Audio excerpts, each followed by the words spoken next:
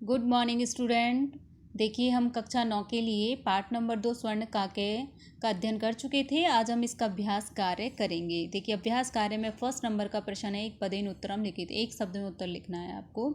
First है माता का काम अधिसती, माता ने किसको आदेश दिया? पुत्री में बेटी को आदेश दिया। स्वर्ण काके काना खादा, सोने का कौवा किन्हें खा गया? तंडुलान चावल को खा गया। प्रसाद के दर्शे वर्तते, महल कैसा है? स्वर्ण में सोने का है। गृह आगत्य तया सम उद्घाटिता, घर आकर के उसने क्या खोला? उस कन्या ने मंजूषा पेटी को खोला। लोभविष्ट बालिका के दर्शा मंजूषा नहीं थी। लोभी बालिका कैसी संदूक को घर ले आई थी? सबसे बड़ी संदूक को घर के लेकर आई थी। क्या आएगा? व्रतम माम। अधोलिखिता नाम प्रश्न नाम उत्तर संस्कृत। ये जो प्रश्न है इनके उत्तर आपको संस्कृत भाषा में देने और पूर्ण वाक्य में देने। निर्धनाया वृद्धाया दुहिता के दर्शाती। निर्धन की जो बेटी थी वो कैसी थी? विनर्मी थी और मनोहर थी, चासी। ठीक है।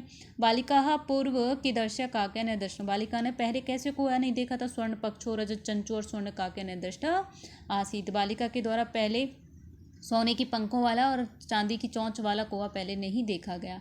निर्धनाया दुहिता मंजूषायन कहानी प्रश्न, निर्धन जो बेटी थी वो मंजूषा, निर्धन बेटी ने क्या किया था? निर्धन दुहिता मंजूषायन महारणी हीरा काणी पश्य, तो उन्होंने संदूक में क्या देखा? उस निर्धन कन्या ने हीरे देखे। बालिका के दृष्टवा आश्चर्यचकिता जाता, बालिका क्या देखकर आश्चर्यचकित हो गई? वृक्ष के ऊपर सोने का महल। बालिका वृक्ष सोपरी स्वर्ण महलम प्रसादम दृष्टवा आश्चर्यचकिता जाता। गर्विता बालिका के दर्शे सोपना में याचत के दर्शी प्राप्त, जो घमंडी बालिका थी वह उसने कौन सी सीढ़ी मांगी थी और कौन सी सीढ़ी प्राप्त की? उसने सोने की सीढ़ी मांगी थी, लालची थी, तो उसको कौन सी सीढ़ी प्राप्त हुई? तांबे की। देखिए गर्विता बालिका स्वर्ण में ओ सोपाना में अयाचत ताम्र में च प्राप्नोद। अब यहाँ पर आपके कुछ शब्द दिए गए हैं, उनका आपको इस पाठ में से ही विलोम शब्द चुन करके लिखने हैं। पश्चात का मतलब होता है पीछे और पूर्व का मतलब होता है पहले। अध मतलब क्या होता है? नीचे।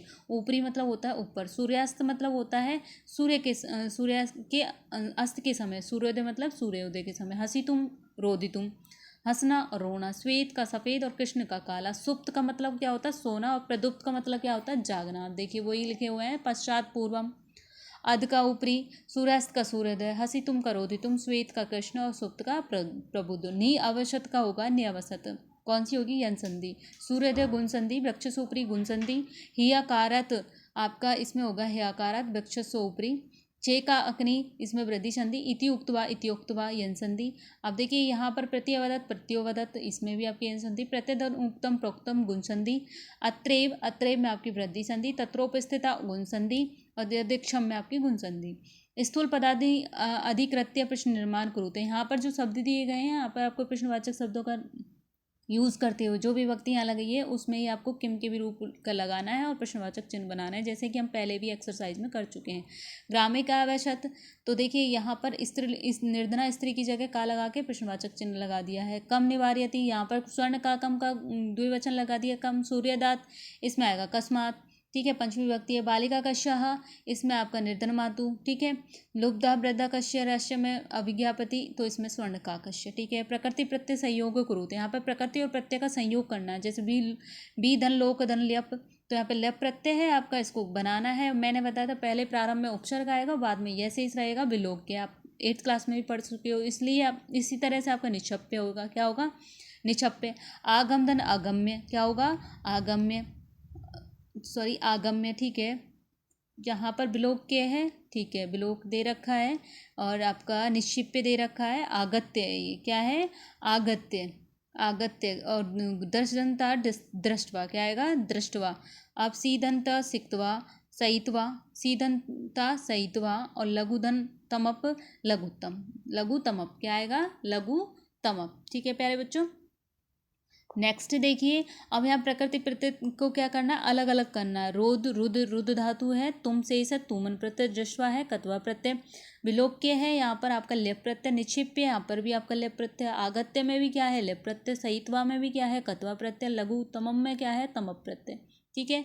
इसी तरीके से आपको ये करना है।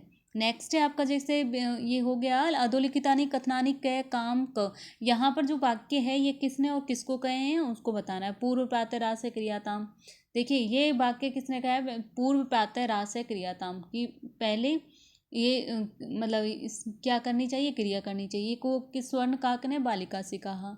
पहले क्या? प्रातः रास से क्रियाताम। ठीक है।